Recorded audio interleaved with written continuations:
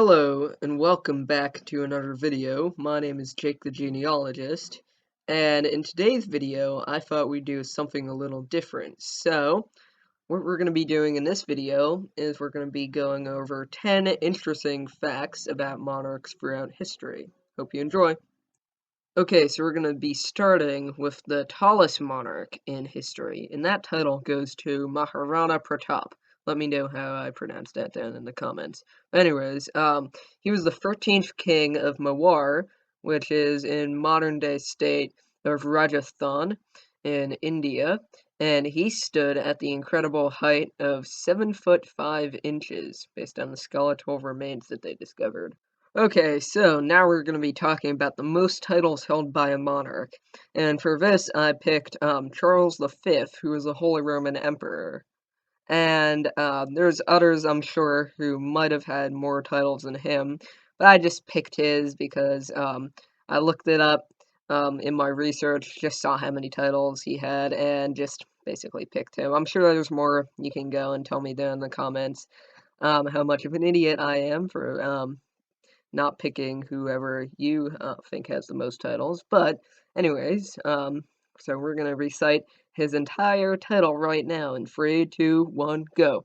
Charles, by the grace of God, Holy Roman Emperor, forever August, King of Germany, King of Italy, King of all Spains, of Castile, Aragon, Leon, of Hungary, of Dalmatia, of Croatia, Navarra, Granada, Toledo, Valencia, Galicia, Majorca, Sevilla, Cordova, Murcia, Jaen, Algarves, Algeciras, Gibraltar, the Canary Islands, King of two Sicilies, of Sardinia, Corsica, King of Jerusalem, King of the Western and Eastern Indies, of the islands and mainland of the Ocean Sea, Archduke of Austria, Duke of Burgundy, Brabant, Lorraine, Styria, Carinthia, Carniola, Limburg, Luxembourg, Gelderland, Neopatria, Württemberg, Landgrave of Alsace, Prince of Swabia, Asturia and Catalonia, Count of Flanders, Habsburg, Tyrol, Gorizia, Barcelona, Artois, Burgundy, Palatine, Hainaut, Holland, Sealand, Ferret, Kyburg, Namur, Roussillon,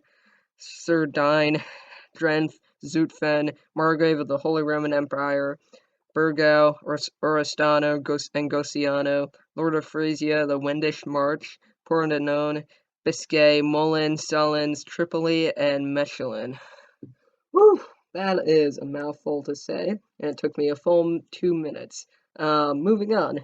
Okay, so now we're going to be moving on to two kind of related facts, and that is the most illegitimate children and the most legitimate children. So the record for most illegitimate children belongs to Henry I of England, who had a whopping 22 illegitimate children. And the record for the most legitimate children belongs to George III of England, who had 15 legitimate children, and 13 of whom survived to adulthood. And you can yell at me down in the comments if you don't think these are right. Okay, so now we're moving on to kind of a weird one. So one day I was browsing Wikipedia, as one does, and I came across this interesting tidbit while looking through the monarchs of Luxembourg, and that is the greatest distance over which a crown has ever been inherited. Now, this starts with William III, and when he died, he needed to obviously pass the crown on to a close relative. And I'm guessing there really wasn't any kind of close relative, so he passed it on to his cousin, Adolf of Luxembourg. And that all seems perfectly normal until you realize that they happen to be 17th cousins once removed through the male line. That's flippin' insane. Basically what that means is you have to go almost 20 generations back just to find a common ancestor that they share. And that is crazy to me. When I first learned that fact, that just prompted me to make this video, and I thought, that's gonna be cool to share. Okay, so now we're going to be talking about the youngest crowned monarch. And the contenders are John the Posthumous of France and Alfonso XIII of Spain.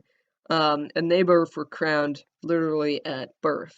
Now, you could put an argument in there for Shapur II, who was king of Persia, who was, in legend, came out of the fetus, basically, with a crown.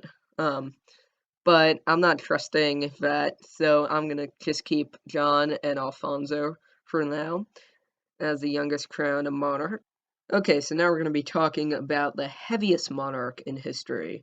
Now that record belongs to Taufa Au, let me know how I pronounce that, Tupu the Fourth, King of Tonga. And at his peak, measured in about 1976, he weighed 460 pounds. Man, I could just imagine the difficulty of him trying to get onto that throne, my goodness.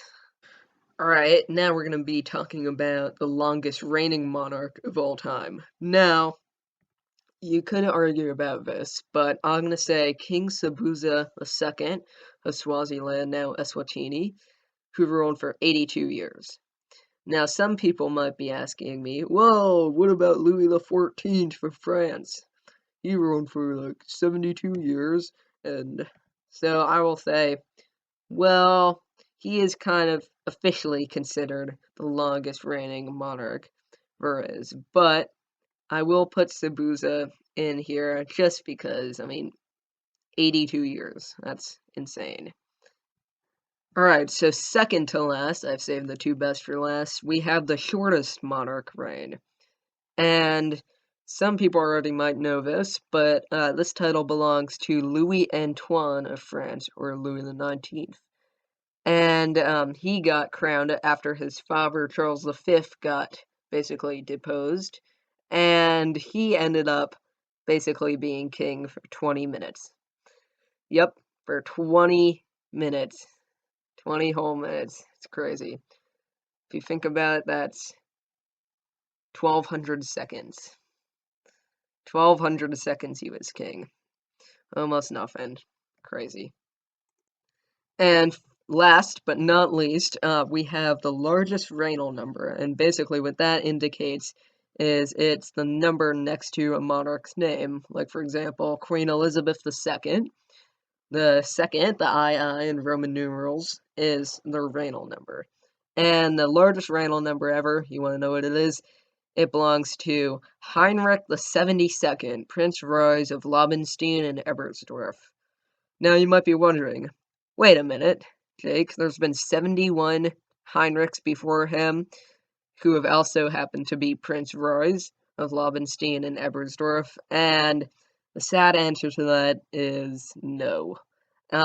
Basically, what his house of Royce did is every new century, they gave all the male people in their family the same name, Heinrich, and obviously the number in Roman numerals after them for some reason. And every new century, they would start anew. And the reason that Heinrich got such a large number, this Heinrich, is because he happened to be born at the end of the 18th century. He was born in 1797. And so it's kind of disappointing, I know. I was very disappointed when I found out as well. But, well, yep. Well, on that sad note, I want to end this video, so I just want to say thank you for watching if you stayed through this video, and hope you all are doing well during this tough time with coronavirus, and I will see you guys all later. Goodbye.